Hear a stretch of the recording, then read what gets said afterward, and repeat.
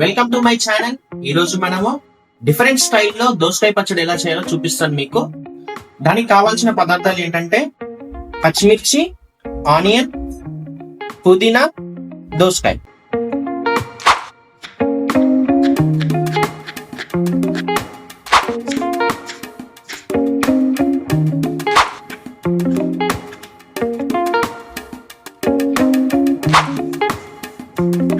ముందుగా stove on చేసి pan పెట్టుకొని ఆయిల్ కాచుకోవాలి. ఒక 3 టేబుల్ స్పూన్స్ ఆయిల్ పోసుకొని ఆయిల్ కాగేదాకా వెయిట్ చేయాలి. ఆయిల్ అయితే కాగింది. ఇప్పుడు దీంట్లో ఫస్ట్ ఆనియన్ వేసేస్తున్నా.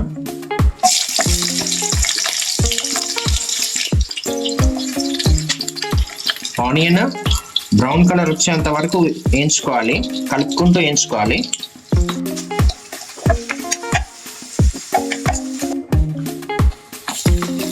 ఆనియన్స్ అయితే బ్రౌన్ కలర్ అయిపోయినాయి. మనం ఇంకా ఆనియన్స్ ని జార్లోకి తీసేసుకున్నాము. ఇప్పుడు అదే నూనెలో దోసకాయలు వేస్తున్నాను. గింజలతో సహా వేసేసేయాలి, ఎందుకంటే గింజలే పచ్చడికి మంచి టేస్ట్ ఉంటాయి. ఒక 5 మినిట్స్ దోసకాయని మంచిగా వేయించుకోవాలి దగ్గరికి.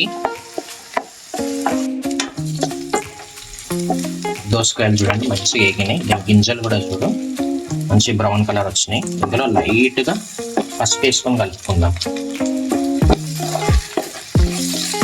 మంచిగా కలుపుకుంటే దోసకాయలు వేగినాయి. దీన్ని మళ్ళా ఒక జార్లోకి తీసుకుందాము. సేమ్ అదే ఉల్లిపాయలు ఉన్న జార్లోకి తీసుకుందాం. పుదీనా, పచ్చిమిర్చి మంచిగా గడుక్కొని, నేను దీన్ని ఏం వేయించట్లేదు, డైరెక్ట్ ఇందులో నేను మిక్సీ జార్లోనే వేసేస్తున్నాను.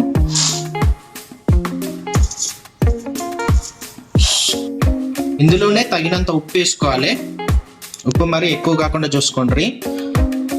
దీన్ని ఇంకా మనం మిక్సీ పట్టేద్దాం. చలో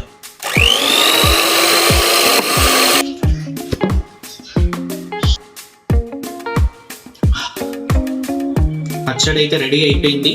ఇది రోటీస్ లో కానీ అన్నంలో కానీ చాలా బాగుంటది. ఒకసారి మీరు కూడా ట్రై చేయండి.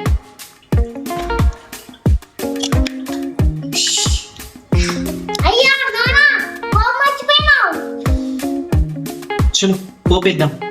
ఈ ప్యాన్ లో ఆయిల్ పోసుకొని ఆయిల్ వేడెక్కిన తర్వాత ఎండుమిర్చి, మినపగుళ్ళు, జీలకర్ర ఆవాలు ఈ 3 వేసేస్తున్నా పోపు కోసం.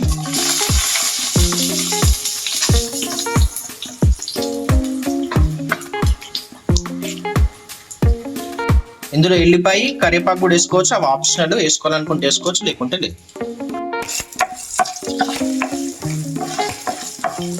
లైట్గా కలర్ చేంజ్ అయ్యేదాకా వేయించుకొని తీసేస్తే అయిపోతుంది.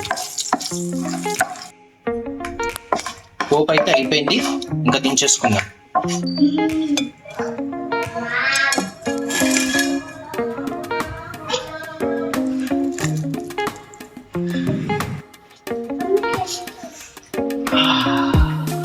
చూస్తేనే నోరు ఊరిపోతుంది.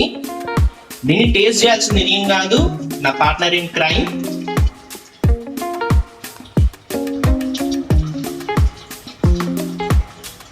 ఎట్లుంది? నేను కూడా ఒకసారి పట్టుబడతా.